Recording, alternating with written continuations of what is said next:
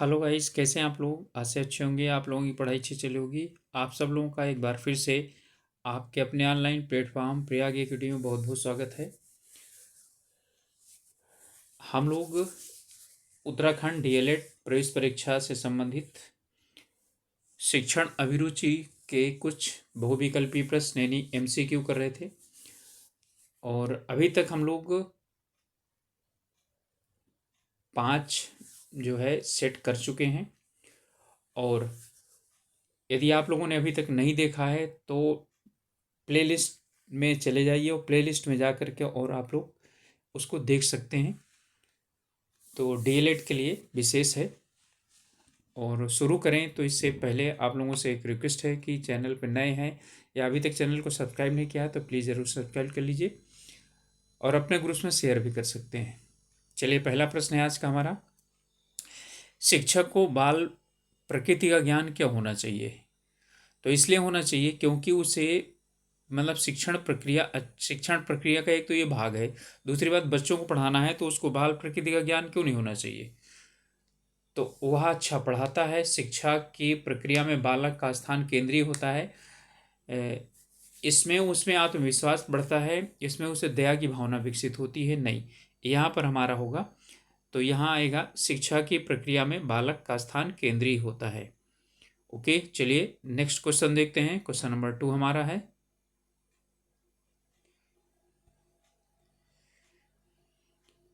शिक्षक को आदर्शवादी यानी आशावादी क्यों होना चाहिए? वह विनोद प्रिय बन सके, अपने छात्रों को भी आशावादी बना सके, छात्रों को अच्छी आदतें डाल सके, वह कक्षा का अनुशासन प्रिय बना सके। तो इसमें यह है कि वह अपने छात्रों को भी आशावादी बना सके, यानी कि आशावादी का मतलब है कि यानी कोई कार्य है जो भी है वो होगा ही होगा। अगला क्वेश्चन है, अच्छे शिक्षक में नेतृत्व के गुण होते हैं, कारण बताइए। ठीक है, इसका कारण क्या है? कभी कभी शिक्षक को स्वयं नेतृत्व ग्रहण करके छात्रों को यह बताना पड़ता है कि उन्हें क्या करना है। कभी कभी नहीं, वो हमेशा ही क्या करता है, ऐसा कार्य करता है। उसको अनुशासन करना पड़ता है, अनुशासन रखना पड़ता है, उसको कक्षा में नियंत्रण रखना पड़ता है। इनमें से कुछ भी नहीं। ठीक है, तो इनमें से सबसे अच्छा हमारा जो उत्तर होगा वो पहला वाला ही होगा। ठीक है, स्वयं नेतृत्व ग्रहण करके छात्रों को बताना है। वैसे वो हमेशा नेतृत्व ग्रहण ही करता है। ठीक है, लेकिन जो अब की जो यानी पद्धतियां हैं उसमें शिक्षक को वह स्थान न दे करके ज़्यादा छात्र को स्थान दिया जाता है। अगला क्वेश्चन है, शिक्षक को मनोविज्ञान की जानकारी उसके शिक्षण कार्य में उसकी सहायता कैसे करती है? योग्य शिक्षक बनाती है। योग्य शिक्षक वो होगा जो अपने यानी विषय का ज्ञाता होगा। उसे अपनी योग्यता का परिचय कराती है? नहीं। तो उसको अधिक व्यवहारिक बनाती है? ये हो सकता है। उसे प्रभावशाली ढंग से पढ़ाने योग्य बनाती है? हमारा यही वाला है। व्यवहारिक होना और पढ़ाने योग्य बनाना अलग मैटर है। तो वो क्या होता है, अधिक अच्छी तरीके से पढ़ा सकता है। शिक्षक को अपने विषय का पूर्ण ज्ञान होना चाहिए, क्योंकि इस प्रकार यदि शिक्षक को अपने विषय का पूर्ण ज्ञान नहीं होगा तो क्या कर पाएगा? समाज में सम्मान प्राप्त करता है, शिक्षक योग्य बनता है, उसे भाषा का ज्ञान हो जाता है। भाषा का ज्ञान यानी कि विषय ज्ञान से नहीं आता। उसके अभाव में वह अपने छात्रों के मस्तिष्क को प्रखर नहीं बना सकता। बिल्कुल, जो वो पढ़ा रहा है उसे अच्छी तरह से आना चाहिए। तो यही उत्तर होगा हमारा डी। इसके इसके अभाव में वह अपने छात्रों के मस्तिष्क को प्रखर नहीं बना सकता है। योग्य शिक्षक को भाषा पर अधिकार क्यों होना चाहिए? भाषा पर अधिकार क्यों होना चाहिए? भाषा शिक्षक को योग्य बनाती है, भाषा विषय का ज्ञान कराती है, भाषा विधियों का ज्ञान कराती है। भाषा के द्वारा वह अपने विचार छात्रों के समक्ष आसानी से रख सकता है। बिल्कुल यही होगा, क्योंकि यानी कि एक विधि नहीं, कई विधियों को क्या कर सकता है, अपना सकता है छात्रों के साथ सामने रखने में। यदि उसे भाषा ही नहीं पता होगा, अर्थात उसे शब्द का ही ज्ञान नहीं होगा, तो फिर वो एक या दो ही माध्यम से उनके सामने रख पाएगा। क्या आप इस कथन से सहमत हैं? शिक्षा की किसी भी योजना में शिक्षक का केंद्रीय स्थान होता है। सहमत हैं, असहमत हैं, पूर्णतः सहमत हैं या बकवास है? ठीक है, तो क्या इस कथन से सहमत है? शिक्षा की किसी भी योजना में शिक्षक का केंद्रीय स्थान होता है? बिल्कुल होता है। कुछ ऐसी चीज़ें होती हैं जिनमें होता ही है, और ख़ास करके वो जिस समय जो अ, छात्रों के लिए समस्या समाधान करना होता है, तब ये इसके लिए ज़रूरी होता है। शिक्षक का अच्छा स्वास्थ्य उसे अपने व्यवसाय में किस प्रकार सहायता करता है? अपना कार्य करने में तत्पर कर सकता है, बिल्कुल हो सकता है। अपना कार्य चला सकता है, अपना कार्य किसी प्रकार से चला सकता है, इनमें से कुछ भी नहीं। देखिए, अपना कार्य जो है वो किसी भी प्रकार से चला सकता है, ये तो बिल्कुल नहीं होगा, और ना अपना कार्य चला सकता है। अपना कार्य तत्परता से वो चला सकता है। स्वस्थ रहेगा तभी अच्छी तरीके से कार्य करेगा। कहने का मतलब ये है कुल पाठ्यक्रम से शिक्षक को क्या लाभ होता है? उसे एक निर्धारित जो है एरिया मिल जाता है जहाँ पर उसे कार्य करना होता है। तो शिक्षण सरल हो जाता है, बिल्कुल हो सकता है। शिक्षक को कक्षा में क्या पढ़ाना है उसका ज्ञान हो जाता है, ये भी सही हो सकता है। शिक्षण रोचक हो जाता है, ये पाठ्यक्रम से नहीं होता है। शिक्षक को विद्यालय में क्या कार्य करने चाहिए उसका ज्ञान हो जाता है। ठीक है, यही है हमारा उत्तर जो होगा, डी होगा। शिक्षक को विद्यालय में क्या कार्य करना है उसका ज्ञान होता है उसको। यही तो है, यानी कि इसी बात को ऊपर कहा गया है क्या, कि शिक्षक को कक्षा में क्या पढ़ाना है, तो कक्षा में नहीं, किसी एक कक्षा में नहीं, बल्कि वो कई कक्षाओं को पढ़ाता है, इसलिए कक्षा का मतलब क्या हो गया, विद्यालय हो गया। छात्रों में खेल के प्रति रुचि पैदा करने हेतु क्या करेंगे? तो छात्रों में रुचि पैदा करने हेतु क्या करेंगे? खेलों के महत्व को समझाएंगे, स्वयं उनके साथ खेलेंगे, अच्छे खिलाड़ियों के उदाहरण देंगे। ठीक है, उपरोक्त सभी ये सभी हो जाएंगे। अपने छात्रों को दंडित करने के लिए आप उन्हें मुर्गा बनाकर मैदान में खड़ा करेंगे, बिल्कुल गलत है। बेंच से उन्हें पीटेंगे, बिल्कुल गलत है। अपशब्द कहेंगे और डांटेंगे, बिल्कुल गलत है। ऐसे बालकों को बुलाकर उन्हें समझाएंगे, तभी उनके बारे में न डरेंगे। यही आपका उत्तर होना चाहिए। ठीक है, आपकी राय में व्यावसायिक निर्देशन का कार्यभार किसके ऊपर होना चाहिए? विद्यालय के शिक्षकों पर, प्रधानाचार्य पर, शिक्षक विभाग पर, या इनमें से किसी पर भी नहीं? तो इसका जो होना चाहिए, यानी कि व्यावसायिक निर्देशन, तो व्यावसायिक निर्देशन के लिए एक निर्देशक बैठाना चाहिए। ठीक है, ना कि किसी पर भार देना चाहिए।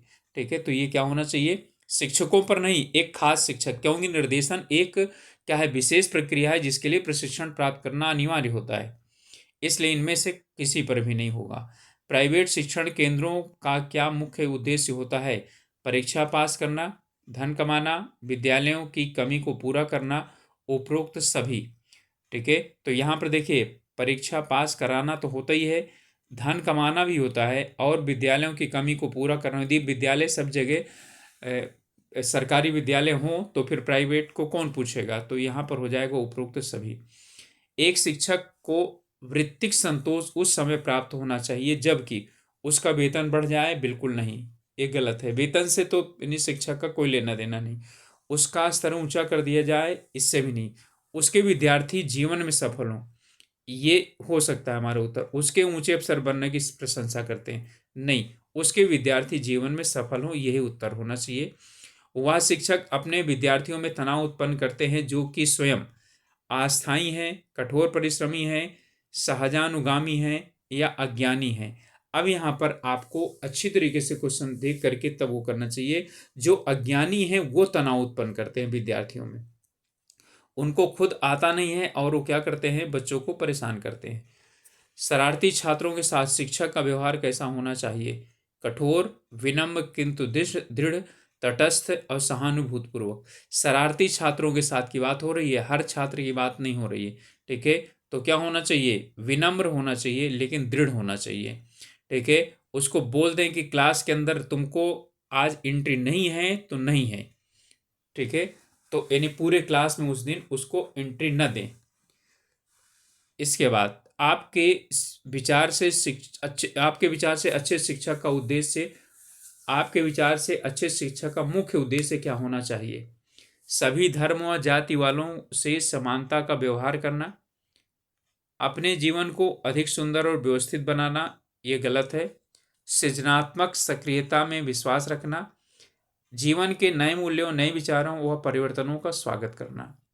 आपके विचार से अच्छे शिक्षक के क्या होने चाहिए गुण? तो क्या होना चाहिए, जीवन के नए मूल्य, नए विचार और परिवर्तनों का स्वागत। अच्छा शिक्षक वही है जो प्राचीन आदर्शों पर चलता है। प्राचीन आदर्श अच्छे हैं, लेकिन जरूरी नहीं है कि वो हो। जो कुछ हैं आदर्श, उनको स्वीकार किया जाना चाहिए। जो समय का सही उपयोग करता है, ये भी सही हो सकता है। जो अपनी प्रतिष्ठा का सदैव ध्यान रखता है, ठीक है, इतना तो ध्यान नहीं है। जो सबके साथ प्रेम और सहानुभूति रखता है, अच्छा शिक्षक वही है, क्योंकि बच्चों को यही चाहिए। आप शिक्षक होने के नाते साथी चुनने की पूरी स्वतंत्रता पर इन्हें किसे साथी चुनेंगे, ठीक है, तो यहाँ पर आपको उत्तर बताना है कि इनमें से आप किसे साथी चुनेंगे। जो आपको ट्यूशन आदि दिला सकता हो, जो स्वयं में अधिक लीन रहता हो, जो अपने बाह्य स्वरूप यानी कपड़े आदि का ध्यान न देता हो, या जो पढ़ने लिखने के बजाय गपशप में समय बिताता हो। आप ध्यान दीजिएगा, ठीक है। यहाँ पर जो है ना, यानी कि आपको पूरी स्वतंत्रता हो, तो आप इनमें से किसको नहीं चुनेंगे। जो आपको अब इनमें से आपको सर्वश्रेष्ठ चुनना है। जो आपको ट्यूशन दिला सकता हो वो नहीं, जो स्वयं अधिक लीन रहता हो ये भी नहीं, जो अपने बाह्य स्वरूप यानी कपड़े आदि पर ध्यान न देता हो, और जो पढ़ने लिखने के बजाय गपशप में समय बिताता हो, ये गलत हो जाएगा। अब हमारे पास मजबूरी में यही एक रह गया है कि आप इसी को चुनेंगे, क्योंकि यही क्या है, ठीक है, जो बाह्य स्वरूप पर ध्यान नहीं देता, अर्थात वो अध्ययन अध्यापन पर ध्यान देगा वो। चलिए अगला क्वेश्चन है, शिक्षक होने के कारण विद्यालय की पत्रिका में किस विषय पर लेख लिखना चाहेंगे। विद्यालय में तानाशाह प्रधानाचार्य की आवश्यकता, इस पर लिखेंगे तो प्रधानाचार्य नाराज हो जाएंगे। के विद्यालय में भाईचारे की भावना का छात्रों में विकास, विद्यालय में वांछित परिवर्तनों पर एक दृष्टि, लेख लिखना पसंद नहीं करेंगे, ये तो है, ये गलत। अब इन दोनों में से एक को चुनना है जो सबसे अच्छा हो। देखिए, विद्यालय में वांछित परिवर्तनों पर एक दृष्टि और विद्यालय में भाईचारे की भावना का छात्रों में विकास, तो आपको छात्र ही ध्यान देना है, तो आपका उत्तर बी होगा, विद्यालय में भाईचारे की भावना का छात्रों में विकास। कक्षा में पढ़ाते समय शिक्षक को ध्यान रखना चाहिए कि श्याम पट कार्य सुंदर, स्पष्ट और कलात्मक लिखाई में हो। बिल्कुल, ये तो जरूरी है ही। श्यामपट कार्य की विषय सामग्री महत्वपूर्ण हो, ये भी जरूरी है। श्यामपट कार्य विस्तार पूर्वक किया गया हो, ऐसा कोई जरूरी नहीं है। श्यामपट कार्य संक्षेप में हो, ऐसा कोई जरूरी नहीं है। हमारा जो इनमें से जो है ना, जो सबसे है वो विषय सामग्री महत्वपूर्ण होना चाहिए।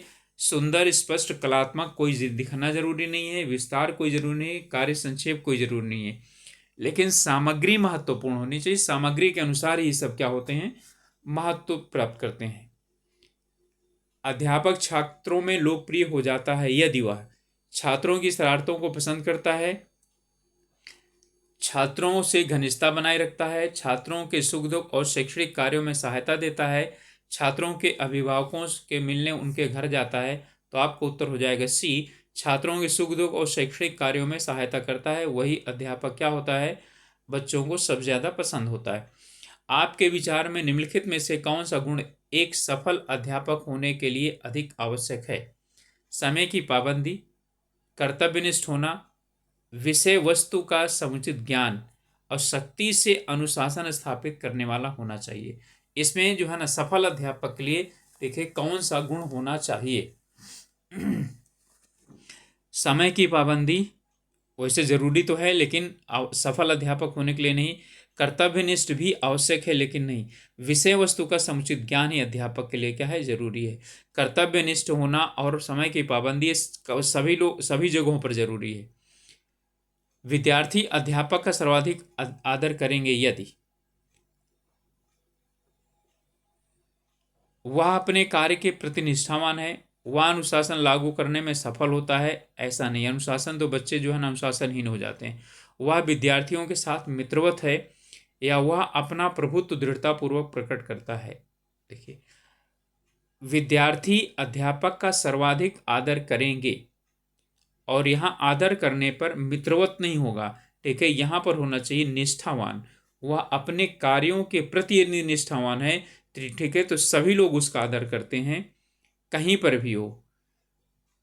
एक आप अध्यापक बनना चाहते हैं, क्यों?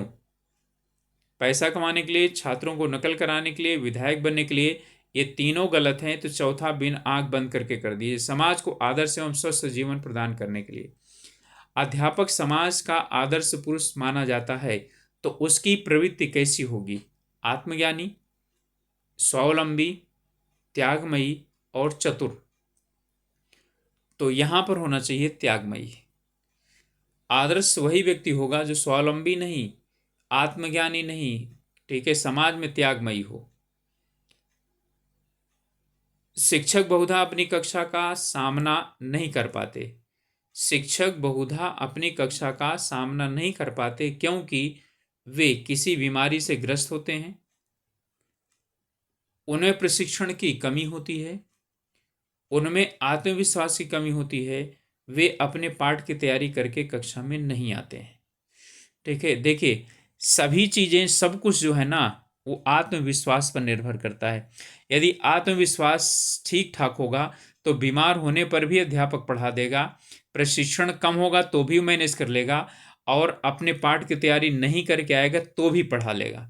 ठीक है, तो उसमें आत्मविश्वास की कमी होती है। वह शिक्षक सबसे कुशल समझा जाना चाहिए जो कक्षा पर नियंत्रण रख सके, विद्यार्थियों में पहल करने की क्षमता विकसित कर सके, विद्यार्थियों को मेहनत से कार्य करने को बाध्य कर सके, कक्षा को हंसा सके। कुशल शिक्षक कौन सा होगा? तो यहाँ पर होगा विद्यार्थियों में पहल करने की क्षमता विकसित करने वाला, ये कुशल शिक्षक होता है। उस शिक्षक को सबसे सफल समझना चाहिए जो कि पाठ की व्याख्या कर सके, ऐसा तो जरूरी नहीं है, पाठ्य पुस्तकों को ठीक से पढ़वा सके, ऐसा भी जरूरी नहीं है, विवेचन प्रारंभ कर सके, ये सभी टीचर ये तीनों कर लेते हैं, विद्यार्थियों को प्रेरित कर सके। ठीक है, अध्यापक का मतलब होता है, ज़्यादातर आप लोग अभी यानी अनट्रेंड हैं, तो मैं आप लोगों को ये बता देना चाहता हूँ कि अध्यापक का क्लास में जाने का मतलब ही होता है कि सबसे पहला है अध्यापक यानी बच्चों को प्रेरित करना। ठीक है, जिससे कि वो पढ़ने के लिए तैयार हो जाएं। ये अध्यापक का सबसे पहला कर्तव्य होता है। तो यहाँ पर यही वाला आपका वो है, यानी कि क्लास में पहुंचने पर सबसे पहले अध्यापक का जो सबसे पहला कर्तव्य होता है वो होता है बच्चों को अध्ययन के लिए तैयार करना, और जो तैयारी होती है वो प्रेरणा से आती है। कक्षा शिक्षण की व्यवस्था निर्भर करती है, कक्षा शिक्षण की व्यवस्था निर्भर करती है प्रधानाचार्य की शैक्षिक योग्यता पर जरूरत नहीं है, शिक्षक की व्यावसायिक निपुणता पर हो सकता है, अन्य शिक्षकों के सहयोग पर यह भी गलत है, विद्यालय की साज सज्जा पर यह भी गलत है, शिक्षक की व्यावसायिक निपुणता पर। ठीक है, अर्थात वो कितना अच्छी तरीके से क्या करता है, ठीक है, यानी कि शिक्षण कार्य करता है, इस पर निर्भर करता है। प्रधानाचार्य थोड़े क्लास में जाके पढ़ाते हैं। शिक्षक तभी अपने छात्रों को प्रभावित कर सकता है जबकि वह अध्ययन करके पूरी तैयारी से कक्षा में पढ़ाए, वह पढ़ाते समय मनोवैज्ञानिक शिक्षा के सिद्धांतों का प्रयोग करे, वह छात्रों की से दृढ़ता से काम ले, हर कोई बात दोहराकर छात्रों को समझाए, ये बिल्कुल गलत है। मनोवैज्ञानिक ढंग से उसे क्या करना चाहिए, पढ़ाना चाहिए, तभी तो साइकोलॉजी पढ़ाई जाती है। आपने शिक्षण व्यवसाय इसलिए अपनाया है क्योंकि इसमें आपके शर्मीले स्वभाव से आपको हानि नहीं होती, आपको बहुत कम मेहनत करनी पड़ती है, बिल्कुल गलत है। आपको पढ़ने के बहुत अधिक अवसर मिलते हैं, आपको बोलने के बहुत अधिक अवसर मिलते हैं, ये गलत है। यही सी वाला होगा हमारा, पढ़ने के बहुत अधिक अवसर मिलते हैं। शिक्षकों को पाठ्य पुस्तकों के अतिरिक्त कुछ पढ़ने की आवश्यकता नहीं है, बिल्कुल गलत है, जरूर पढ़ना चाहिए।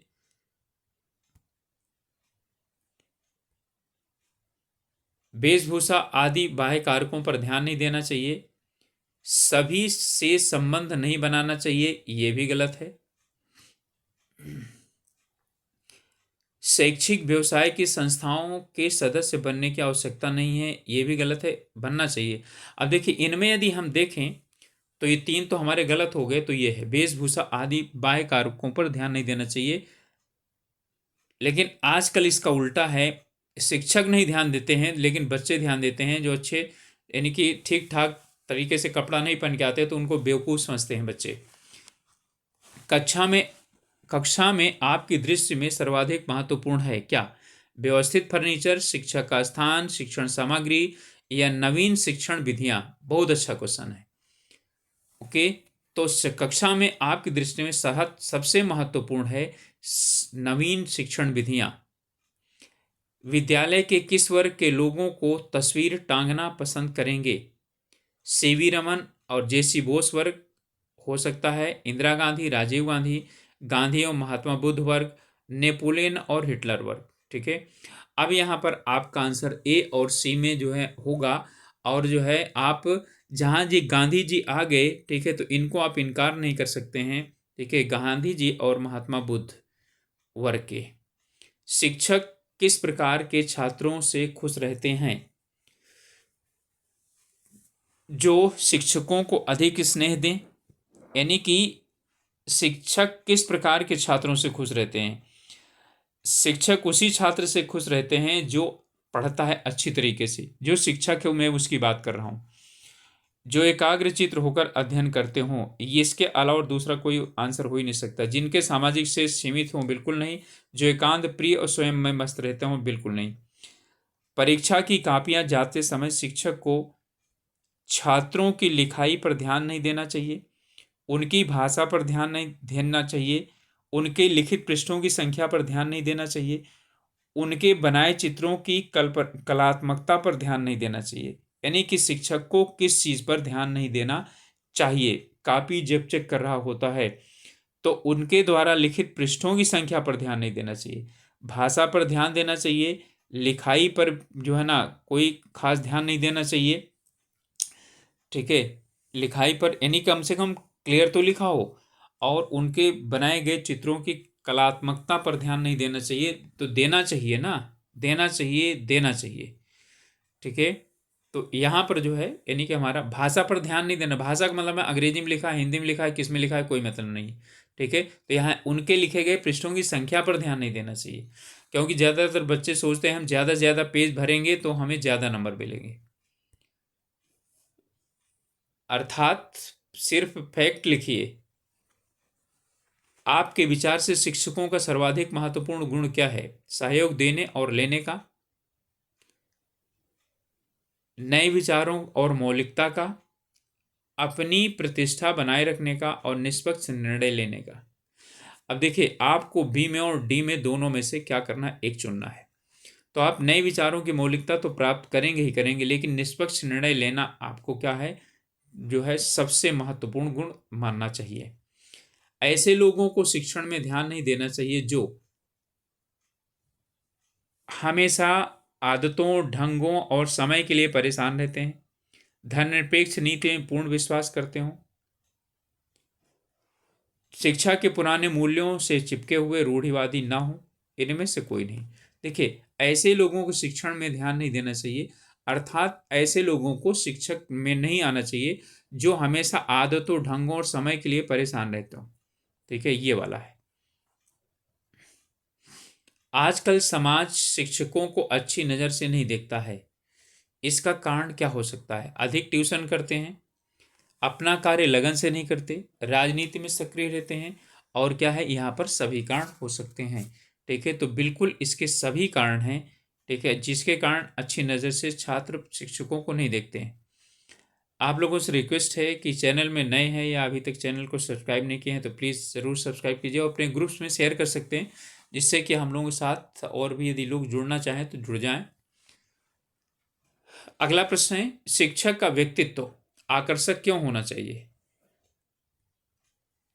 वह विद्वान दिखाई देता है, वह छात्रों को अपने व्यक्तित्व से प्रभावित कर सकता है, वह आकर्षक दिखाई देगा, वह योग्य प्रतीत होगा। देखिए, व्यक्तित्व आकर्षक होना चाहिए, ठीक है, ना कि सजा धजा होना चाहिए। तो वह छात्रों को अपने व्यक्तित्व से क्या कर सकता है, प्रभावित कर सकता है।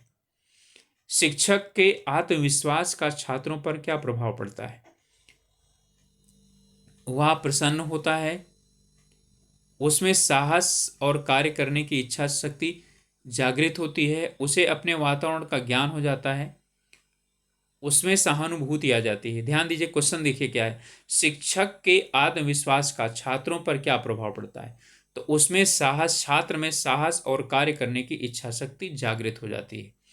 शिक्षक को विद्यालय के अंदर तथा विद्यालय के बाहर आदर्श जीवन बिताना चाहिए, क्योंकि समाज का वो एक गणमान्य व्यक्ति होता है, समाज उसको फॉलो करता है, समाज में उसकी मान मर्यादा होती है, समाज उसको मान्यता देता है, वह गुरु के स्तर से गिर जाएगा। उसने छात्रों के चरित्र निर्माण का ठेका लिया हुआ। देखिए, ठेका ठोका का मतलब नहीं है, ठीक है, यहाँ पर ठेका का जो है वो लेना देना नहीं है।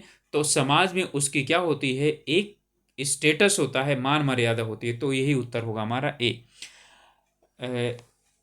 विद्यालय में शिक्षक का प्रमुख कार्य होता है भाषण देना, बच्चों की देखरेख करना, गृह कार्य जांचना, शिक्षण कार्य आयोजित करना। ठीक है, अब इसे थोड़ा सा घुमा दिया गया और आप लोग घूम के जाएंगे तो इसमें है शिक्षण कार्य आयोजित करना। क्लास में पढ़ाना ही शिक्षक कार्य है, शिक्षण कार्य है। आप निम्नलिखित में से किसे सर्वोत्तम शिक्षक मानेंगे? जो कड़ा अनुशासन रखता हो, बिल्कुल नहीं, गलत है। ठीक है, जो मनोरंजन कहानियां सुनाता हो, तो क्या ये सही हो सकता है? क्या ये भी मेरे अनुसार तो गलत है। जो छात्र में अंतर क्रिया को प्रोत्साहित करता है, जो लगातार व्याख्यान देता है, गलत है।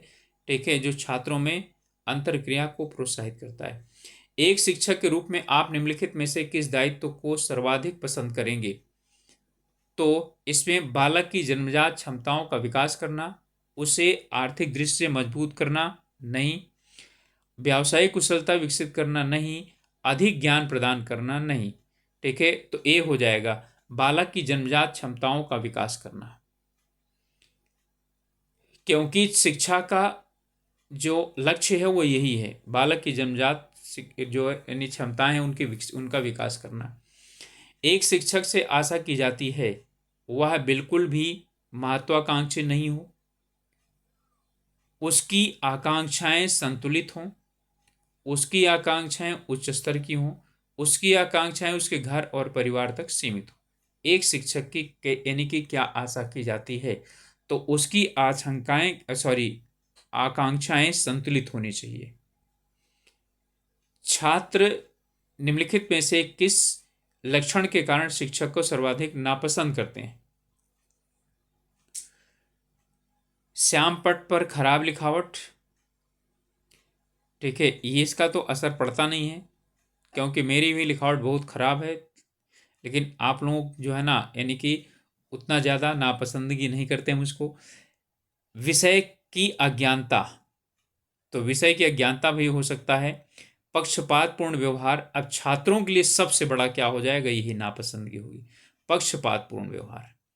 कक्षा में देर से आना, वो भी चल जाएगा, विषय का कम ज्ञान होगा वो भी चल जाएगा, लेकिन पक्षपातपूर्ण व्यवहार के कारण शिक्षक को सर्वाधिक नापसंद करते हैं बच्चे। एक सफल अध्यापक वह है जो विद्यार्थियों के विकास में रुचि लेता है, अनुशासन बनाए रखता है, नियमित रूप से गृह कार्य देता है, अच्छे अंक देता है। देखिए, अच्छे अंक देना और जो है यानी अनुशासन बनाए रखना, ये तो सब सामान्य सी बातें हैं। ठीक है, नियमित रूप से गृह कार्य देना, ये भी काम सब देते हैं। तो विद्यार्थियों में के विकास में रुचि लेता है, वो एक सफल अध्यापक होता है। आप किसको अच्छा शिक्षक मानते हैं? ईमानदार, सच्चा, कर्तव्यनिष्ठ, समय पाबंद। ओके, तो यहां पर क्या हो जाएगा, कर्तव्यनिष्ठ। ओके गाइस, तो ये थे आज के हमारे 50 प्रश्नों की श्रृंखला। आशा है हम लोगों का प्रयास आप लोगों को अच्छा लग रहा होगा, और बीच बीच में आप लोगों को काफ़ी एक्सप्लेन करता हूँ, इससे आप लोग इरिटेट मत होइए, क्योंकि आप लोगों को अभी जितने डीएलएड का एग्जाम दे रहे हैं, आप लोगों ने शिक्षण अभिरुचि पढ़ी नहीं है। ठीक है, इसलिए आप डायरेक्ट क्वेश्चन का आंसर नहीं निकाल पाएंगे, यदि समझा दिया जाएगा तो उसे आप लोग अच्छी तरह से निकाल पाएंगे। ओके, तो आप लोगों से यही यानी कि आप लोगों को यही कहना है कि अपनी पढ़ाई पर ध्यान दीजिए, अब बहुत समय नहीं रह गया है। मिलेंगे अगले वीडियो में, तब तक के लिए पढ़ते रहिए और स्वस्थ रहिए, मस्त रहिए। Okay, all the best.